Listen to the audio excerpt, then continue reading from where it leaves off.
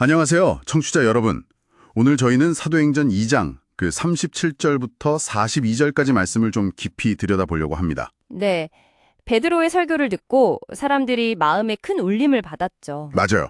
그래서 아니 형제들아, 우리가 그럼 어떻게 해야 하냐 이렇게 물었던 그 장면입니다. 그렇죠. 특히 오늘 말씀은 이 패역한 세대에서 구원을 받으라, 이 메시지에 좀 초점을 맞춰보려고 해요. 구원을 얻으려면 우리가 뭘 해야 할까? 그 답을 찾아가는 시간이 될 것 같습니다.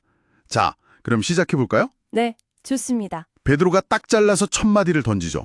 회개하라. 근데 이게 그냥 잘못했다 하는 감정하고는 좀 다른 것 같아요. 그쵸? 네, 훨씬 깊은 의미죠. 여기서 말하는 회개는요, 단순히 뉘우치는 걸 넘어서 삶의 방향을 완전히 트는 거예요. 히브리어 쇼부나 헬라어 메타노이아가 다 그런 뜻이거든요. 가던 길에서 180도 돌아서는 거. 방향 전환? 네. 그러니까 잘못을 인식하고 또 그걸 바로잡으려는 구체적인 행동, 고치는 것까지 포함하는 개념입니다. 근데 이게 또 흥미로운 게 우리 입만으로는 이게 온전히 되는 게 아니라고 말씀이 이야기하잖아요. 맞습니다. 하나님께서 가능하게 하시는 은혜, 그 회개케 하시는 은혜가 필요하다는 거죠. 사울이 다메섹 도상에서 예수님 만나고 바울 된 사건 같은 거요. 그렇죠. 그게 아주 대표적인 예시죠. 하나님이 먼저 시작하신 변화라는 거예요. 그럼 이게 좀 헷갈릴 수도 있겠네요. 하나님이 하시는 일이면서 동시에 100% 내가 하는 일이다. 네, 이게 참 신비로운 지점인데요. 말씀은 이걸 100% 내가 하는 것이고 100% 하나님이 하시는 일이라고 표현해요. 그러니까 이게 하나님이 해주시겠지 하고 손 놓고 있으라는 변명은 절대 아니라는 거군요. 바로 그겁니다. 내가 할 수 있는 일은 최선을 다해야 한다는 거죠. 진심으로 뉘우치고 또 바로잡으려고 끊임없이 노력해야 해요. 어렵다고 핑계대거나 하나님 탓하거나 그러면 안 된다는 거네요. 네, 내 책임을 다하면서 동시에 하나님의 도우심을 구하고 인정하는 것, 그게 핵심입니다. 절대 수동적인 기다림이 아니에요. 알겠습니다. 그럼 회개라는 내적인 변화 다음에 베드로가 뭘 하라고 했죠? 이어서 각각 예수 그리스도의 이름으로 세례를 받으라고 권면합니다. 세례. 이게 당시에는 물에 푹 잠기는 침례였다고 하죠? 네, 주로 그런 형태였습니다. 이게 상징하는 바가 크죠. 옛날에 나는 물속에 잠겨 죽고 물 밖으로 나오면서 새로운 생명으로 태어나는 거예요. 그러니까 이게 앞서 말한 회개, 그 옛 자아의 죽음이랑 바로 연결되는 거네요. 정확합니다. 회개와 세례가 아주 밀접하게 연결되어 있어요.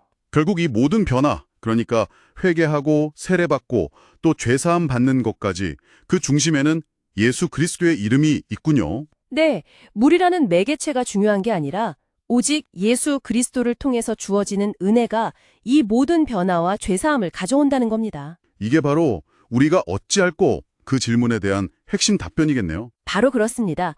그리고 또 약속이 주어지죠. 그리하면 성령의 선물을 받으리니. 네, 여기서 선물이 단수가 아니라 복수로도 해석될 수 있어서 성령님 자체뿐만 아니라 성령께서 주시는 다양한 능력들, 은사들을 받는 것을 의미한다고 볼 수 있어요.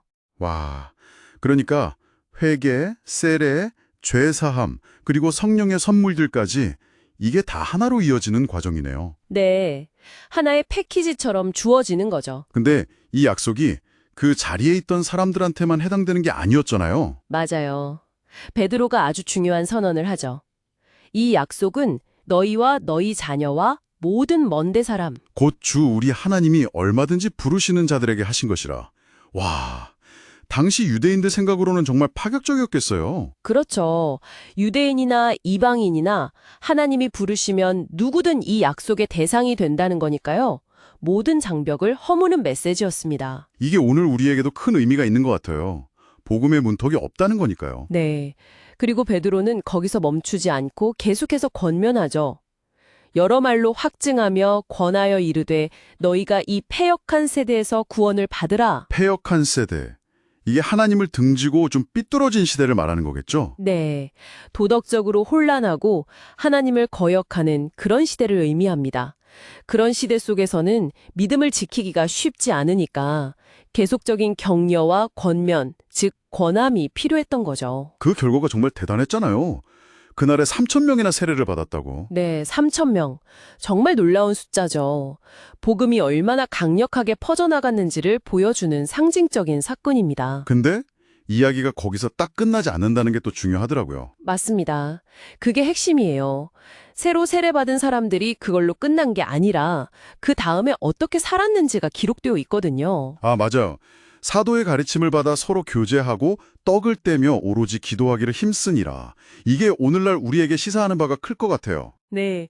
구원은 단 한 번의 결단으로 모든 게 완성되는 건 아니라는 거죠. 일회성 이벤트가 아니라 계속 이어지는 삶이군요. 그렇죠. 지속적으로 말씀을 배우고 사도의 가르침, 공동체 안에서 서로 나누고 교제의 떡을 땜, 이건 뭐 실제 식사 교제일 수도 있고 성찬을 의미할 수도 있고요.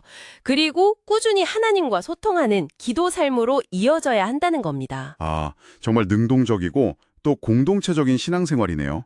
혼자서는 안 되는 거군요. 네, 그게 바로 그 패역한 세대 속에서 구원의 삶을 살아가는 구체적인 모습이라고 할 수 있습니다. 오늘 사도행전 2장 말씀을 쭉 살펴보면서 이 어려운 시대를 살아가는 우리가 구원의 길을 걷는다는 게 어떤 의미인지 다시 한번 생각해 보게 됩니다. 진심으로 죄에서 돌아서서 하나님께 나아가고 회개, 또 세례 같은 믿음의 고백으로 그리스도와 하나 되고 죄 용서함을 받고 성령의 능력을 힘입는 것. 네, 그리고 정말 중요한 것은 그 모든 것이 공동체 안에서 지속적인 배움과 나눔, 그리고 기도의 삶으로 구체화되어야 한다는 점이죠. 약속은 모두에게 열려 있지만 우리의 적극적인 응답과 꾸준한 헌신이 필요합니다. 자, 오늘 이야기를 마무리하면서 청취자 여러분께 질문 하나 드리고 싶습니다. 오늘 말씀에서 초기 신자들은 사도들의 가르침에 꾸준히 참여하는 것을 중요하게 여겼습니다. 그런데 온갖 정보와 다양한 가르침이 넘쳐나는 오늘날 청취자 여러분께서는 각자의 신앙 여정 속에서 어떻게 분별력을 가지고 또 흔들리지 않고 근본적인 진리에 계속해서 뿌리를 내리고 계신가요? 한번 스스로에게 물어보시는 시간을 가지면 좋겠습니다.